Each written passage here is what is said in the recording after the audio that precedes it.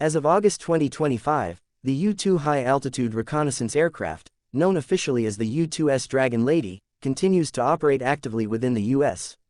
Air Force despite being the oldest aircraft of its kind still in frontline service. Originally developed in the early Cold War period, the U-2 took its first flight in 1955, making 2025 the 70th anniversary of its operational history. Rather than being retired quietly, the aircraft marked this major milestone with an actual, real-world, long-range reconnaissance flight across the Atlantic Ocean, a mission that not only demonstrated its endurance and capability but also made aviation history. On August 1, 2025, a single-seat U-2S aircraft, tail number 1080, departed Beale Air Force Base in California and flew nonstop to RAF Fairford in the United Kingdom. This flight covered more than 6,000 nautical miles and lasted approximately 14 hours. This was not a symbolic or ceremonial mission but a real operational deployment involving intelligence, surveillance, and reconnaissance (ISR) tasks. During the final part of the flight, the aircraft executed a steep zoom climb, a maneuver used to quickly reach the highest altitudes possible. According to current reports, this climb possibly set a new record in terms of operational altitude, reaffirming the U-2's unmatched high-altitude performance in manned reconnaissance operations. This mission showed that even at 70 years old, the U-2 remains fully mission-capable and continues to perform critical ISR functions that cannot easily be replaced. It operates at altitudes over 70,000 feet, using advanced sensor systems to collect data across vast geographic areas. These include optical, infrared, radar, and signal intelligence tools that are updated regularly to meet modern requirements. Its modular payload system allows it to be configured for different missions, depending on the target region or intelligence objective. The aircraft involved in the anniversary flight, 1080, is part of a fleet of U-2S models that were built during the late 1970s and early 1980s but have been continuously upgraded. These upgrades include a digital cockpit, GPS-aided navigation, satellite communications, digital downlink systems, electronic countermeasures, and onboard computing power for processing collected intelligence before landing.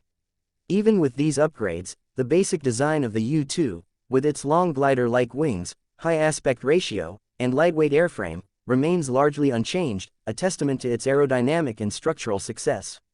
The U-2 fleet is based primarily at Beale Air Force Base, with detachments stationed overseas for forward operations. One of its key advantages is the ability to provide near real-time intelligence from high altitudes over large territories. Its capability to operate in peacetime, crisis, and conflict environments has made it indispensable for decades. It is often deployed to monitor areas of interest around the world, including coastal regions, disputed borders, strategic sea lanes, and regions experiencing military build-ups or instability. Despite this, the U.S. Air Force has proposed to begin retiring the U-2S fleet starting in fiscal year 2026, which begins on October 1, 2025. However, Congress has not approved full retirement.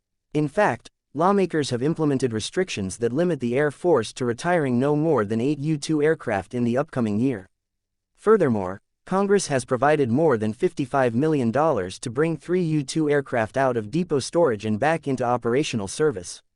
These funding decisions reflect growing awareness in Washington that removing the U-2 fleet too quickly may create capability gaps, especially given global instability and uncertainty about the readiness of potential successors. One reason the U-2 has remained in service for so long is that it performs a very specific and difficult job, flying at extreme altitudes for long durations while collecting large volumes of detailed intelligence.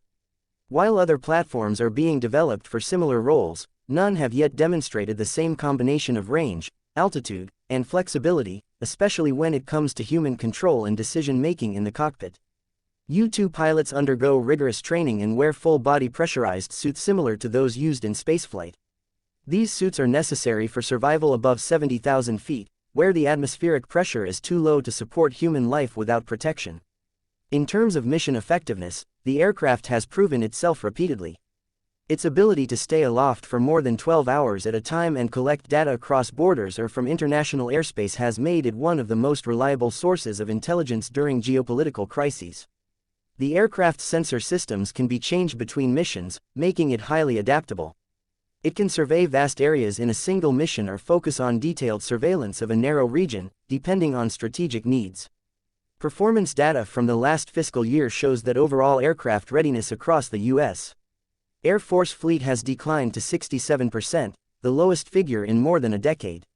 While specific U-2 readiness data is not public, aircraft of similar age and complexity have shown falling mission capability due to aging airframes, difficult maintenance cycles, and limited availability of parts.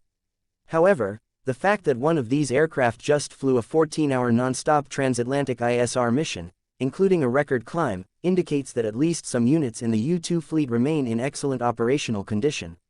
The future of the U-2 program is not yet decided. While the Air Force plans for its retirement, the final outcome depends on congressional funding, the pace of alternative platform development, and global strategic needs. In the event of an intelligence shortfall or delays in deploying new systems, the U-2 could remain in service well beyond 2026. The recent mission, combined with congressional action, shows that the aircraft still holds political, strategic, and operational relevance. The U-2 continues to fly real missions, remains a vital ISR asset, and is not yet retired. It has survived multiple retirement attempts over the decades due to its consistent performance and unmatched capabilities. As of today, the Dragon Lady remains fully operational, and its final flight has not yet been written into history.